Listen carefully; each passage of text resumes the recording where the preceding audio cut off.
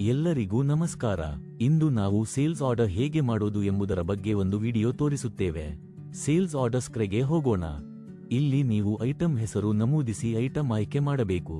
ನೀವು ಐಟಂ ಆಯ್ಕೆ ಮಾಡಿದ ಮೇಲೆ ಕಡಿಮೆ ಬೆಲೆಯ ಸಬ್ಸ್ಟಿಟ್ಯೂಟ್ ಐಟಂ ಕಾಣಿಸುತ್ತೆ. ಕಡಿಮೆ ಬೆಲೆಯ ಸಬ್ಸ್ಟಿಟ್ಯೂಟ್ಸ್ ಇಲ್ಲಿ ತೋರಿಸಲಾಗುತ್ತವೆ.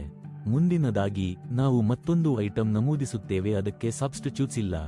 ನೀವು ಗಮನಿಸಬಹುದು, ಎರಡೂ ಐಟಂಗಳ MRP, ಮಾರಾಟದ ಬೆಲೆ ಮತ್ತು ಸಬ್ಸ್ಟಿಟ್ಯೂಟ್ ಐಟಂಗಳ ಉಳಿತಾಯ ತೋರಿಸಲಾಗುತ್ತದೆ. ಈಗ ಸೇಲ್ಸ್ ಆರ್ಡರ್ಗೆ ಪ್ರಮಾಣ ನಮೂದಿಸುವ ಸಮಯ ನಾವು ಎರಡು ಐಟಂಗಳನ್ನು ಸೇರಿಸುತ್ತೇವೆ. ನೀವು ಹುಡುಕಿದ ಐಟಂಗಳ ಒಟ್ಟು ಮತ್ತು ಸೂಚಿಸಲಾದ ಐಟಂಗಳ ಒಟ್ಟು ನೋಡಬಹುದು. ಸೂಚಿಸಲಾದ ಐಟಂಗಳ ಉಳಿತಾಯವನ್ನು ಕೂಡ ನೋಡಬಹುದು. ಮುಂದೆ ನೀವು ಪೇಷಂಟ್ ಹೆಸರು ನಮೂದಿಸಬಹುದು.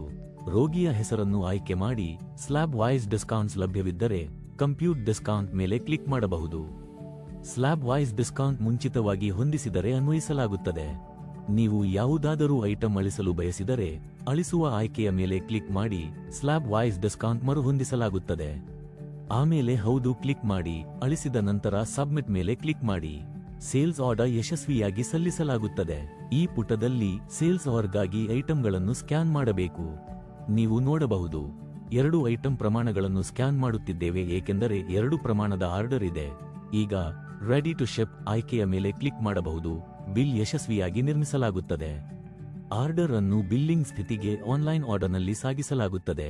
ನೀವು ಇಲ್ಲಿ ಕ್ಲಿಕ್ ಮಾಡಿ ಬಿಲ್ ನೋಡಬಹುದು. ಧನ್ಯವಾದಗಳು.